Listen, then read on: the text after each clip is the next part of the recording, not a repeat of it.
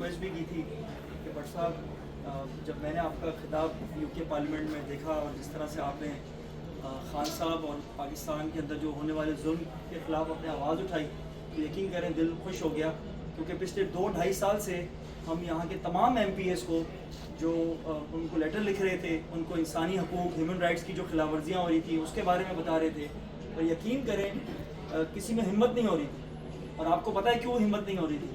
کیونکہ اوبیسلی ان کے اسٹیکس ہیں پاکستان میں، ظاہری بات ہے ان کی فیملیز ہیں، وہ ایک پاکستان کے اندر ایک ڈر و خوف کا ماحول بنایا گیا ہے، اور ادھر پھر اوبیسلی کچھ اپنی لالچ بھی ہوتی ہے کہ ہمیں وہاں پروٹوکول ملے گا. اگر ہم یہاں پر بات کرنے لگ جائیں گے تو ہو سکتا ہے پاکستان میں ہمارا استقبال اس طرح سے نہ ہو. لیکن میں آپ کو خراج تحسین پیش کرتا ہوں، خدا کی قسم دل اتنا خوش ہوا تھا کہ میں نے بٹ صاحب کو جیسے ہی میں نے آپ کو دیکھا وہ کلپ میں نے بٹ صاحب کو شیئر کیا. میں نے کہا بٹ صاحب یار یہ تو کمال کر دیا انہوں نے. پہلے میں یہی ہو رہا کہ میں نے کہا بٹ صاحب نے کہا یہ ضرور کریں گے بات، کیونکہ آپ کو پتا ہے بٹ صاحب تو ہے ہی مرد مجاہد، یہ تو کسی چیز کے پیچھے پڑتے ہیں تو یہ وہ کیا کہنا چاہیے لگ ہی جاتے ہیں. لیکن میں آپ کو خدا کی قسم دل سے، کیونکہ میں خود اس ظلم کا شکار ہوں، میں خود اس میں ہوں. ابھی میں لیٹ ہوا معذرت کے ساتھ، کیونکہ میں ایک جگہ پہ کام کر رہا تھا تو وہ میں نے صبح کی ڈیوٹی کنورٹ کر کے اس لیے کی تھی کہ صبح مظاہرے میں میں ایک جگہ پہ جا سکتا تھا.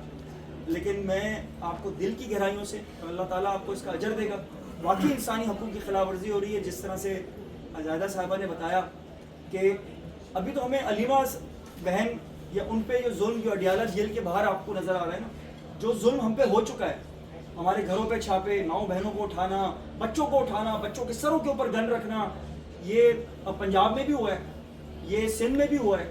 اور یہ میں یہ سمجھتا ہوں کہ یہ کسی صورت نہیں ہے. ٹھیک ہے نا، آپ کو ایک بندے کا چہرہ پسند نہیں ہے، آپ نہیں مانگتے عمران خان کو، تو وہ اپنی جگہ پہ ہے. لیکن کیا ہم ہندوستان سے آئے ہیں؟ کیا ہم اسرائیل سے آئے ہیں؟ ہم کہاں سے آئے ہیں کہ جہاں پر آپ ہمارے خلاف ایسے آپریشن کرتے ہو کہ جیسے پتہ نہیں ہم نے کیا کچھ کر لیا. 9 مئی کو ایسا کیا ہوا تھا؟ میں خود وہاں 9 مئی کو موجود تھا. کیا ایسا ہوا تھا؟ ہم نے تو ایک پتھر بھی اٹھا کے نہیں مارا تھا، ہم احتجاج کر رہے تھے. خان صاحب کو ناحق گرفتار کیا تھا، جھوٹے مقدمات تھے. اینٹی ٹیررزم ایک بڑی چیز ہوتی ہے. میں خود ممبر پارلیمنٹ رہا ہوں تو مجھے پتا ہے کہ ایسے آپ اینٹی ٹیررزم کے کسی مقدمے نہیں بنا سکتے جب تک آپ اسٹیٹ کے خلاف کام نہ کرو، جب تک آپ ایسا کوئی عمل نہ کرو جس سے آپ کی ریاست کو خطرہ ہو.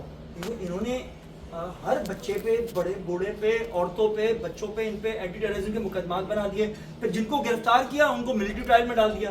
آپ مجھ سے بہتر جانتے ہوں گے کیونکہ یہ ملک، یہ جمہوریت کا گڑھ ہے. یہاں سے جمہوریت شروع ہوئی تھی اور اسی جمہوریت کو دیکھ کے ہم نے اپنے ملک کے اندر، جب ہمارا ملک آزاد ہوا تھا 1947 میں، تو ہم نے اسی ڈیموکریسی کے جو رولز اور ریگولیشنز ہیں، ہم نے کانسٹیٹیوشن کو اپنے آئین میں لے کر آئے تھے.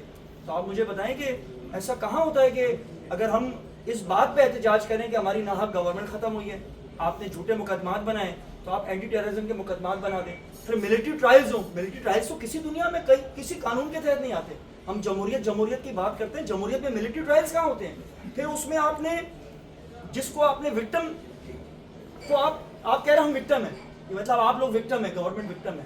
جس کو کہا جا رہا ہے کہ وہ مجرم ہے، اس کو آپ حق ہی نہیں دے رہے کہ نہ ان کو وکیلوں سے ملنے دیا جا رہا ہے. خان صاحب کو بھی دیا جا رہا ہے. چلے خان صاحب پہ تو ہم شور شرابہ مچاتے ہیں، ہمارے ہزاروں ورکر اس وقت ابھی بھی قید ہیں، ہمارے سینکڑوں لیڈر ہیں جو اس وقت قید ہیں، جن کی ضمانتیں تو دور کی بات ہیں، عدالت میں کیس ہی نہیں لگ رہے. مطلب یہ کون سی انسانی حقوق کا کوئی وہ ہے کہ عدالت میں کیس نہیں لڑتے؟ کبھی وہ اٹارنی جنرل صاحب چھٹی پہ چلے جاتے ہیں، کبھی جج کو یاد آ جاتا ہے کہ مجھے اب چھٹیوں پہ جانا ہے، یا جج صاحب بیمار ہو جاتے ہیں. اتنی تاریخ میں 3 سال میں جج کبھی اتنے بیمار نہیں ہوئے جتنے اب بیمار ہوئے.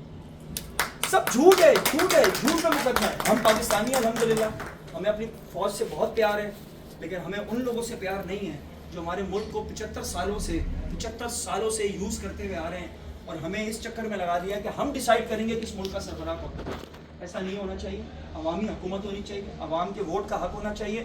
جب ہمیں ووٹ کا حق دیا ہے تو ہمیں اس بات کا وہ ہونا چاہیے کہ ہم یہاں پر ووٹ دے کے الیکٹ کریں گے کہ ہمارا وزیر اعظم کون ہے. بس ہم آپ کی گوش گزار یہ کرنا چاہتے تھے، اور آپ بہتر طور پر ہمیں جانتے ہیں کیونکہ آپ ایسے ملک میں بیٹھے ہوئے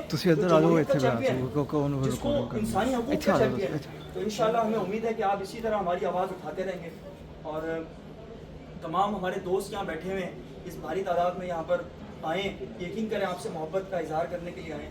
اور انشاءاللہ اللہ کرے گا یہ ظلم کی جو رات ہے انشاءاللہ یہ ختم ہوگی اور ایک ایسی سحر ہوگی انشاءاللہ کہ ہمارے ملک میں امن و امان ہوگا اور ایک انسان کی اور ایک کیا کہنا چاہیے جمہوریت کی ووٹ کی ان سب کی عزت ہو. پاکستان زندہ باد. عمران خان.